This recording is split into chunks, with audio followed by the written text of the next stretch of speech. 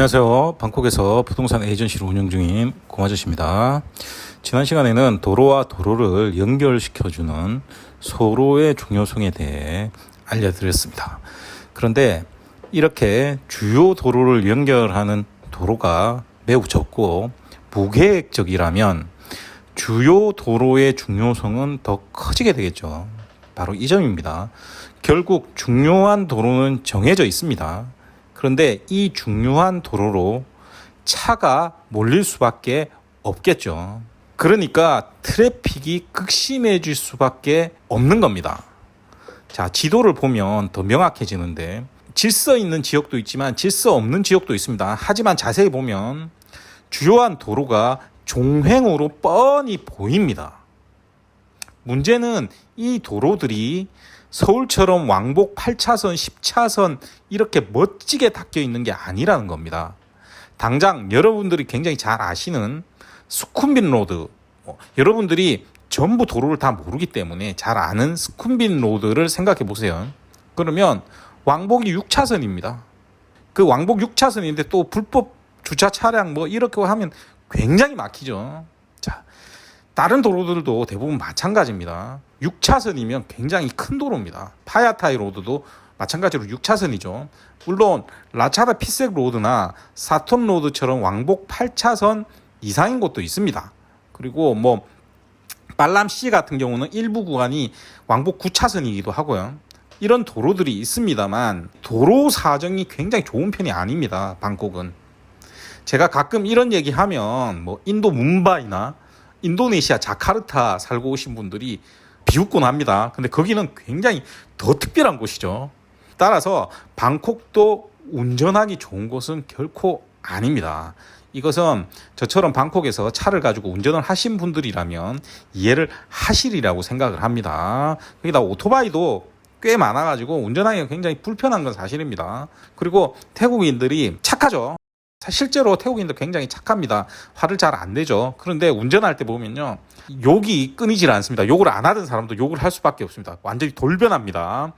자, 그래서 방콕의 도로를 한국으로 따지면 과거에 한 80년대 부산 가보신 분 80년대 가보셨으면 아시겠지만 도로가 굉장히 그때 꼬불꼬불하고 좁았죠. 이런 부산 도로망인데 도시는 훨씬 더 크고요. 서울보다 훨씬 크죠. 그 다음에 인구는 거의 2천만에 가깝다. 이렇게 보시면 어떤 상태인지가 가늠이 되실 겁니다. 여기에 앞에도 말했듯이 평소에 착하다는 태국인들 운전대만 잡으면요, 치킨앤 하이드가 됩니다. 그렇기 때문에 욕 안 하던 사람도 욕이 절로 나올 수밖에 없는 상황이 자주 벌어지죠. 여기에 스콜 한 번씩 비가 한꺼번에 내릴 때 있습니다. 그러면 방콕이라는 도시가 해수면보다 낮은 지역이 굉장히 많습니다. 그렇기 때문에 저지대는 완전 물바다 돼버리죠. 특히 수쿰빈 로드 같은 경우는 물바다가 됩니다. 왜냐하면 그 북쪽에 있는 주거 지역이 훨씬 고지대입니다. 이렇게 쭉 올라와 있죠. 그러니까 거기서 쭈르륵 물이 다 내려오죠. 그러면 수쿰빈 로드에 꽉 차입니다. 발람시도 마찬가지죠. 제가 한번 예전에 보여드린 적이 있을 겁니다. 거의 수륙 양용차죠. 제가 화면이 있으면 또 넣어드리겠습니다. 저러다가 또 20분 30분 지나면 물 또 싹 빠집니다. 이런 걸 처음 겪으면 굉장히 황당하게 됩니다.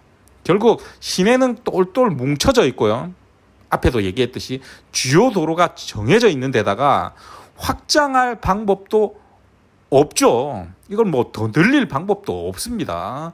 그렇기 때문에 전철망이 서울 도쿄 수준이 되지 않는 한 교통난을 해결할 방법이 거의 없다고 보시면 됩니다. 그래서 가면 갈수록 역세권이 중요해지는 이유가 되기도 합니다. 몇 달 전에 총리께서 차 막힌다고 하니까 부자들은 유료 고속도로를 좀 쓰라 이랬다가 가난한 자는 막히는 무료도로 쓰고 부자는 유료도로 쓰라는 거냐 또 이러면서 욕을 오지게 먹었습니다. 그런데 개인적으로 보면 전혀 틀린 말이 아니라고 봅니다. 사실 무슨 말을 해도 대안 없이 비난만 하는 것을 보면 어느 나라나 똑같은 것 같고요. 그래서 도로를 넓히지 못하는 상황에서는 부자들이 몇 푼 아끼자고 무료도로로 나오지 말고요, 유료도로 좀 쓰라는 것이 말할 수 있는 대안이라고 저는 봅니다. 딱히 대안이 없지 않습니까? 방콕 같은 경우는 그 정도로 교통사정이 굉장히 나쁩니다. 그런데 이렇게 주요 도로가 뻔하다고 우리가 생각을 하면 부동산적으로 우리가 한번 생각을 해봅시다. 그러면 중요한 지역을 찾는 것도 사실은 뻔합니다. 안 그렇습니까? 방콕 도로망을 자세히 보면 앞에도 말씀드렸듯이 규칙적일 때도 있고 불규칙적일 때도 있지만 주요한 도로가 대부분 종횡으로 가로지르고 있음을 알 수가 있습니다. 그래서 여러분 잘 아시는 아속 봅시다. 아속 보면 수쿠빈 로드가 있고요. 라차덱 피색 로드가 크로스를 하죠. 뭐 여기서부터는 아속 몬트리 로드고 여기서부터는 딘댕 로드라고 합니다만 라차다 쪽으로 올라가면서 또다시 명칭이 라차다 피색 도로가 되죠. 그렇기 때문에 개념적으로는 그냥 라차다 피색이 크로스한다 생각하시면 되겠습니다. 뭐 빨랑까오 역세권 앞도 마찬가지죠. 빨랑까오 로드, 딘댕 로드, 라차다 피색 로드가 교차를 합니다. 라차테비 역 앞도 보시면 페차부리 로드하고 파야타이 로드가 교차를 하죠. 뭐 파야타이 역 앞거리도 마찬가지고요. 파운요틴 역 앞도 보시면 마찬가지죠. 그리고 태국에서 가장 번화한 사거리죠. 빠투만 사거리 보시면 똑같습니다. 그리고 에라완 사거리도 마찬가지로 이렇게 주요한 도로가 두 개가 교차를 하는 지역임을 알 수가 있습니다. 그런데 제가 시내는 똘똘 뭉쳐있다고 했죠. 그리고 도시는 계속해서 확장을 하고 있죠. 자, 그러면 현재 발전은 더디지만 발전 가능한 사거리 지역을 찾는 것은 조금 간단하겠죠. 자, 그리고 여기에 전철역까지 얹혀져 있다면 금상첨화 아니겠습니까? 자, 그러면 여러분들이 그런 것을 지도를 한번 보면서 찾아보시면 도움이 될 것 같죠. 그래서 제가 블로그에 유튜브 소개하는 란이 있습니다. 그래서 이번 편은 댓글을 원래 금지입니다만 이번에는 열어 놓겠습니다. 그러면 여러분들이 방콕 지도를 보시고 자신이 생각하는 유망한 사거리 지역 댓글로 남겨주시면 그 중에 제가 뽑아서 다음 영상 할 때 그 지역을 가지고 이야기를 해드리도록 하겠습니다. 이러면 좀 더 여러분들이 적극적으로 참여도 되고요. 재미가 있겠죠. 쓸데없는 댓글보다 이런 건 괜찮습니다.